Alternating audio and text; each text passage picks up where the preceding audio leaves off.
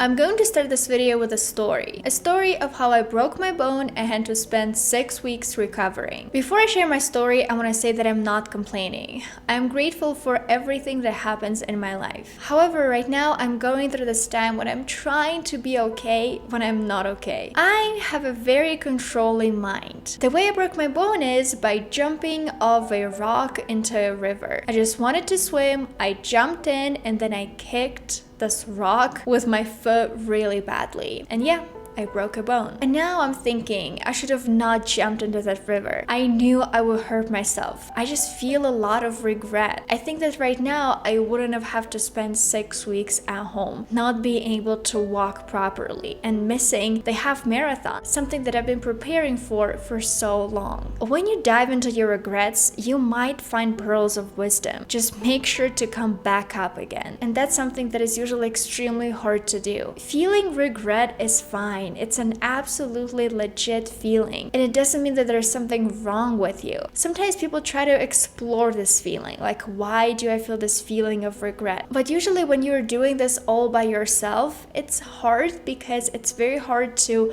come back up again, and it's hard not to get sadder and sadder about the situation. Now I can't run the half marathon, and running has always brought so much joy into my life. But hey, man up! Don't cry. Stop complaining. The hurt is somewhere deep inside us, but on the surface we adopt this brittle good cheer. It's okay to not be okay, and it's even better if you go get some help. While I was preparing for this video, I came across a very interesting TED Talk titled "It's Okay to Not Be Okay," and I saw this very interesting comment there. Yep, I have a friend who says, "Nothing bothers me. I feel joy all the time." I know he's either lying or denying himself genuine human feelings. At the end of the day, I understand that my situation is not the end of the world. I completely understand that. However, it doesn't negate the fact that I feel all of those emotions. I feel sad, I feel frustrated, and it's okay that I'm not okay. I think nowadays we really need compassion for ourselves, and it's something that so many people lack because of this peer pressure. How many times have you approached a person you trusted and all they said was, "Well, it's not a big deal, stop crying, stop complaining, why are you such a crybaby?" We avoid processing our emotions because what we feel is so contrary to our self-image, so threatening to our society's ideas of normality, and so at odds with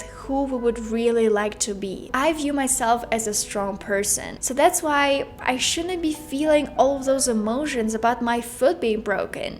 It's not a big deal. I am always on social media, and I have this image of a happy person. I can't just be sad today. My audience is waiting for me out there.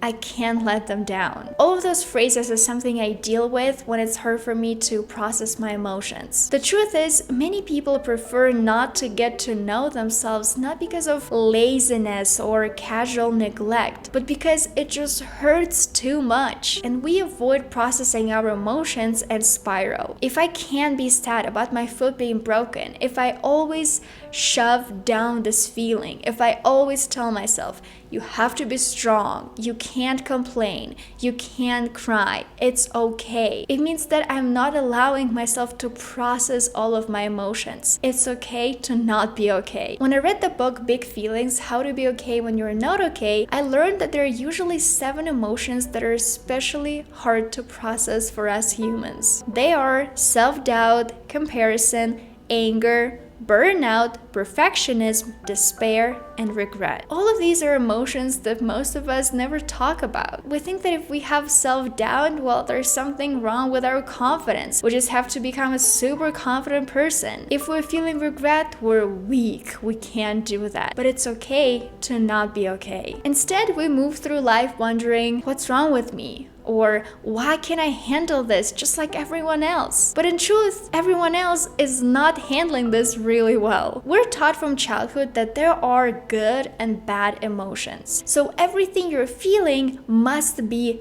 good or bad. Come on, smile. It's not the end of the world. Stop crying. Does any of this sound familiar? A few days ago, I came across this one Instagram page where a woman was posting videos of her toddlers having tantrums, and she wasn't being angry at them. She wasn't telling them, oh my god, stop crying, you're so annoying. All she was doing is holding or trying to hold her toddler. She was approaching her from the point of view of validating her emotions, and instead of saying, stop it, don't be such a crybaby, she was just holding her baby and she was saying, okay, yeah, that makes sense. What else are you feeling? Okay, are you mad at me? Yeah, I get it. It's pretty sad. And I was like, wow, how many parents actually allow their toddlers to express their emotions in this way? Probably not a lot. So that's why getting help is so important. When you feel sad, when you feel despair, and you're sharing your emotions with people who get it, the feeling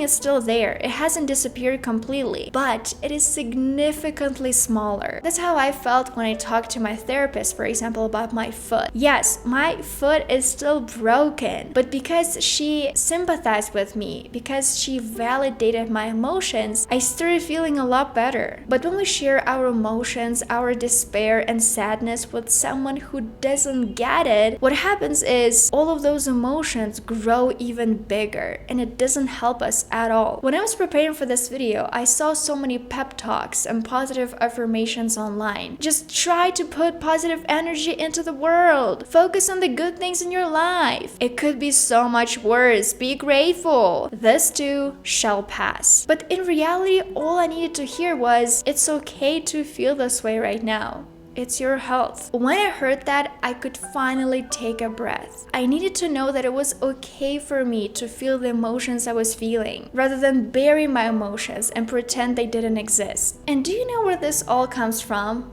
Toxic positivity. Toxic positivity is the belief that no matter how dire or difficult a situation is, people should maintain a positive mindset. Of course, having a positive outlook on life is very good for your mental well-being. But the problem is, life isn't always positive. We all go through painful emotions and experiences. Those emotions, while often unpleasant, need to be felt and dealt with openly and honestly. I want to mention a few examples of toxic positivity, and I will be very curious to see if you guys have heard some of them in the past. Just stay positive.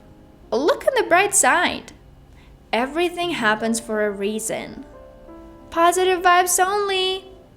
Happiness is a choice. This phrase is just crazy to me because it suggests that if someone is feeling negative emotions, it's their fault. They're just not choosing to be happy. And some people would even consider toxic positivity a form of gaslighting. This is because this often creates a false narrative of reality, often causing you to question what you think and feel. Dr. Jamie Zuckerman, a licensed clinical psychologist and trained cognitive behavior therapist, said, "When we pretend that emotional pain doesn't exist, we send a message to our brain that whatever the emotion is, it is in some way bad or dangerous. If our brain believes we're in a dangerous situation, our body will respond as such. For example, we may experience rapid heartbeat, shallow breathing, and a natural need to unnecessarily avoid the misperceived dangerous situation. When we avoid any kind of emotional discomfort, even physical pain, we end up unintentionally making those feelings larger,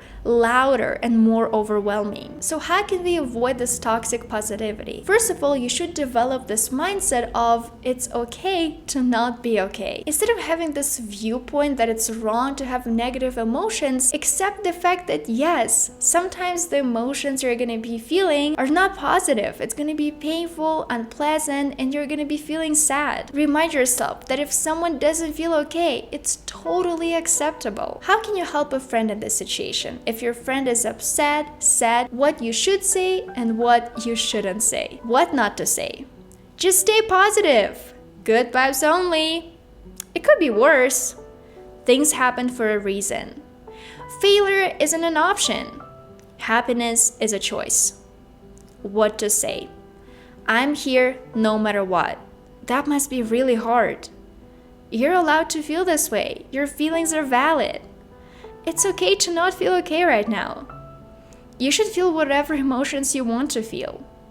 Take your time. I'm with you and I'm listening. I really hope this video will help you process your emotions better. But remember, the fact that you're feeling sad is not good or bad, it's just a fact. And it's okay to not be okay sometimes.